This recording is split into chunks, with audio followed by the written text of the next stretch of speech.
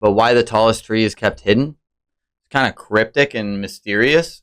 So if they baited, then they baited me right and proper. Either that or we're going to learn something neat that we didn't know about really tall trees. So let's get into that.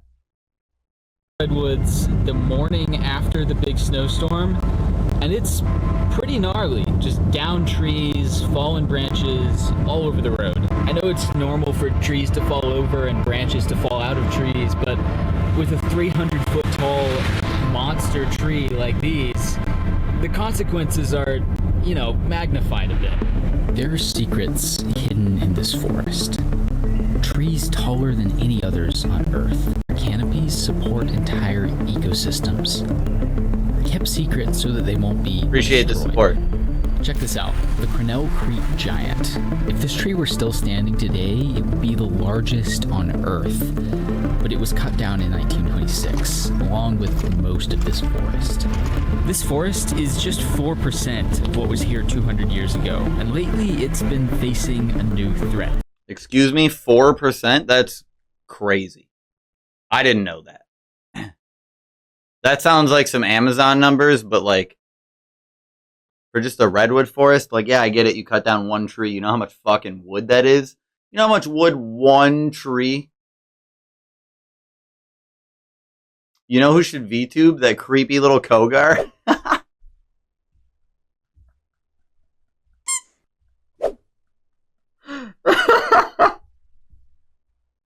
Dog. Alright, stop. Bro, saying someone should VTube is a phenomenal insult. Holy shit. One 300-foot tree, a lot of MF wood. You've heard of MF Doom, but now have you heard of MF Wood? Ecological rapper MF Wood. Because as it turns out, being the tallest tree is not a blessing, it's actually a curse. I want to tell you how these trees got so damn big and how it's putting them in danger. It's a story about how gigantic our planet is, but also how much smaller the internet makes it.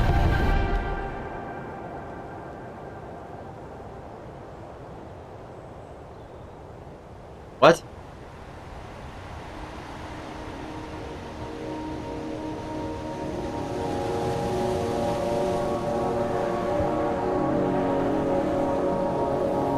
We're driving down the Oregon Coast Highway to a place called the Fog Belt, a thin band of coastline in Northern California and Southern Oregon with a mild climate, tons of rain, and this ever-present coastal fog. Prime conditions that allow for the growth of ginormous trees. Day one in the Redwoods. I would love to go to Redwood National Park. Got hit by a big winter storm. It's been snowing a ton and it's gorgeous, but that does also mean that a lot of the access roads to get to the big redwood groves and trails are closed. But they're not closed because of the snow, they're closed because a storm can blow down a tree, and these trees are just so damn big that if that happens, it can be a real problem. It can completely block off roads and trap people in these parks. So yeah, that kind of gives you an idea of the size of tree we're working with here. Ridiculous. The coast redwoods that grow here are the tallest trees on Earth. The tallest are between 350 and 380 feet. The largest are over 25 feet in diameter, and the oldest are over 3,000 years old. These are believed to be the largest organism to ever appear on Earth. Fossilized seeds of trees similar to redwoods have been found in places as remote as Antarctica, meaning they are likely older than the first dinosaurs and at one point covered much of the Earth. These trees can grow in places with almost no light, and they're fire resistant. Redwoods burn pretty frequently, but they keep going. You can find scars in the bark and hollowed out fire caves within the trees. These trees are so large and complex that their canopies support entire ecosystems hundreds of feet off the ground. Hanging gardens of ferns, rhododendrons, elderberry bushes, earthworms, tiny aquatic creatures, salamanders. Other trees even grow in the trees. Douglas firs, western hemlock, Sitka spruce, even small redwoods have been found growing high in the canopy. And many of the species living here. These trees are so big that there's trees growing in the trees. Excuse me?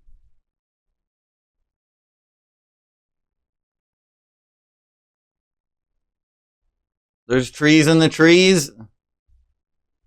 Bro, I want to see a tree in a tree. That would be sweet.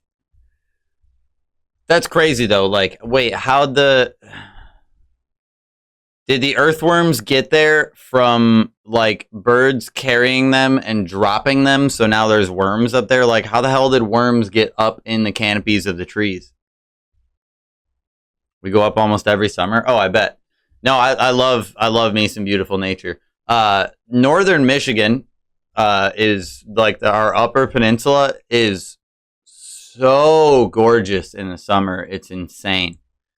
I love it up there. And when I went to Montana, we were up in the mountains of Montana outside of, I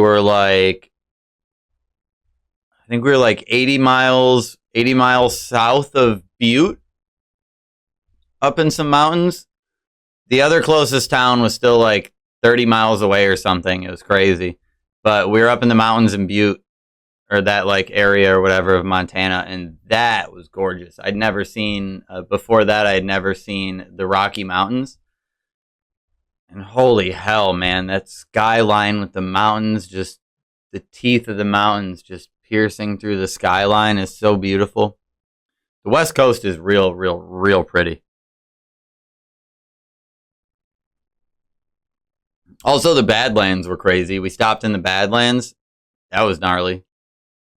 What up, Lethal? What's happening? What's cracking? Sorry, what's popping? What's cracking? What's hizzy happening? Got it. I can't say it today, so everything is backwards in my brain. Have you been to Wyoming yet? No. I only went to Montana once, and then I've been to Vegas twice, and that's all of the West Coast adventures, or western side of the states that I've been to. I've also never seen an ocean, so I got to see one of those at some point. Are scientifically unidentified. Doing good, bro? Good to hear. Good to hear. We love to hear it, When baby. a redwood tree does eventually die, it spits out a collection of seeds, creating this perfect circle of new trees called a fairy ring. They look really cool. And the roots of all of these trees spread out and intertwine. So in a sense, this entire forest is connected. I'm starting to realize the dilemma of making a video out here is that no image could ever possibly convey how huge these trees are. All right. Well, I'd love these to do trees are North Cal. gigantic, which sounds like a natural strength, but it's actually been more of a fatal flaw. I've heard a lot about that area being super beautiful. In the mid-1800s, the gold rush brought hundreds of thousands of people to California. Logging accelerated rapidly, and over the next century, the majority of California's old-growth redwood forest was bought up by timber companies and harvested, largely in clear cuts and specifically targeting the largest trees. The fact that any of these trees are still standing is actually thanks to a pretty small handful of activists. You do photography? In 1918, a group of wealthy donors founded the Save the Redwoods League, using their gigantic pile of cash to buy up a So I took a few years of digital photography in high school, and got into it decently with that. And like, I have a really nice film camera. One of my goals is to be able to afford having a film camera and actually using it for stuff, because I want to go out and like use it and take pictures and stuff. But like I said, it's a film camera. I've never even processed a roll of film from it, which is crazy because I've had it for like 15 years or so. But I have a really nice film Minolta that I would love to take out exploring and shit. I really should have, oh my God, I fucked up. I should have brought it to Vegas, dude. The scenery in Vegas. Oh, man. That would have been some good photos on a camera that nice. Arta kills, you're such a Jason sexual. Oh my god.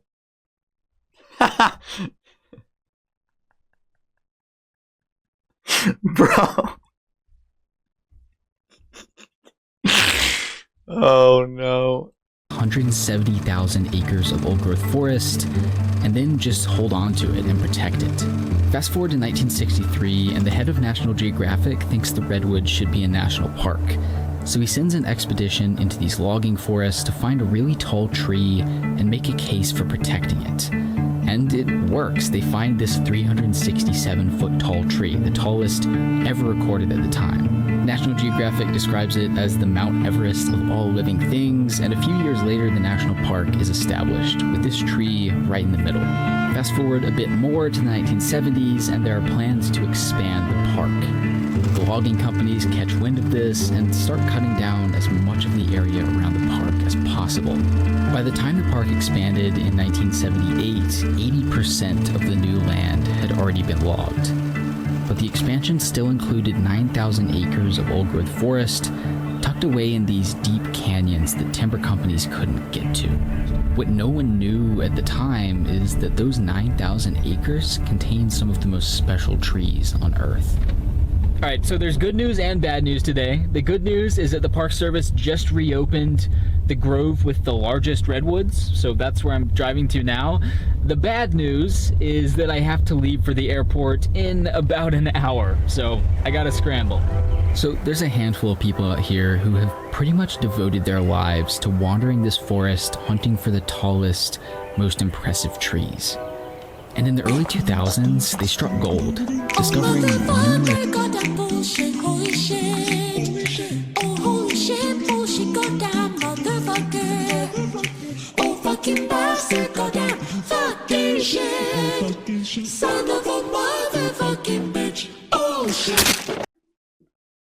Thank you for the other gift sub. Again, I appreciate it. Good looks, good looks. Giving that to It's Lethal TTV. By the way, if you guys like Lethal, what the fuck do you play again? Some soccer shit?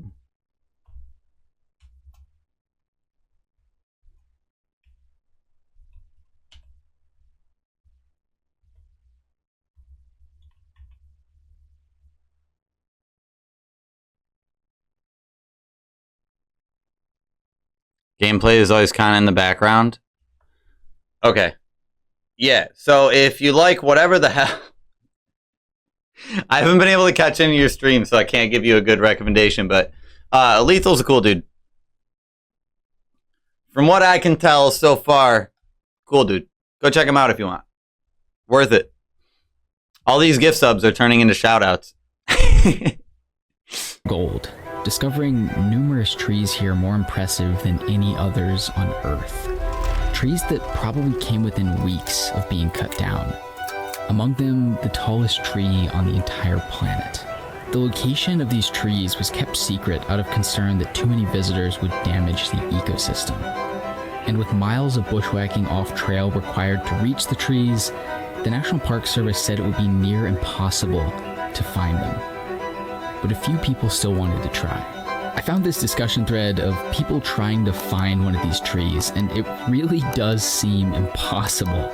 One of the best clues is that you, quote, pass through a keyhole in the landscape before getting to the tree. It's like pirates hunting for buried treasure. But somehow, in 2010, after 2 years of searching, the first person finds it. By 2014, 8 people have found this tree, only one each year, and all of them have kept the location under wraps and stressed the importance of treading lightly, navigating the forest respectfully. But in October of 2015, all of that changes. An anonymous website leaks the location of many of these champion trees. Photos, GPS coordinates, and detailed instructions for getting there. For a handful of the most impressive trees on Earth, a new gold rush has kinda just started. Oh no. Not human beings. Within a matter of months, We new suck. foot traffic has caused noticeable damage to the trees' surroundings. Bushwhacking to the trees has made trails in the previously untouched forest. Visitors standing on their bases to take photos has damaged the trees and killed the surrounding vegetation. Garbage and even human waste has been left in the area. People have gotten lost and injured trying to navigate the remote and overgrown wilderness, and eventually this is the result. A complete closure with visitation resulting in a fine of up to $5,000 and up to 6 months of jail time. This story has one final twist. The tallest tree is not towering over all the others. It's like a foot taller than the second tallest. Now consider that trees grow, and at different rates. 16 years after its discovery, it is entirely possible, if not probable, that this is not actually the tallest tree. What we do know is that if there is a new, taller tree, it almost certainly won't be publicized. Researchers are going to do whatever it takes to protect it. And it seems now the only way to do that is to pretend it isn't there at all. And that is why this story matters. It is maybe the best example of the danger the internet presents to the outdoors. Social media makes it so easy for a beautiful, impressive location to blow up. But when those locations are sensitive and can only handle a small amount of delicate foot traffic, there needs to be a barrier to entry, some level of research and effort to get there. It's either that or this.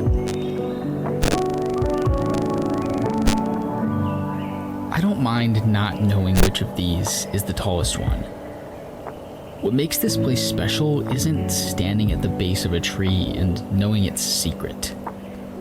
It's looking up at the canopy and knowing that it's out there somewhere, silently growing old in a world high above our own. Thanks for watching. Moral of the story, don't tell anybody about cool trees. Because they'll go and fuck it all up.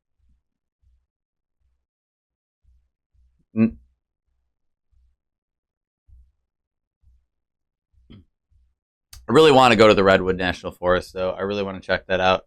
Because, like, every time I see something that's really big, my brain's like, duh, whoa. Wow, large. Oh my gosh, it's so big. Duh. You know what I mean? So I want to see it. Okay, maybe don't do that.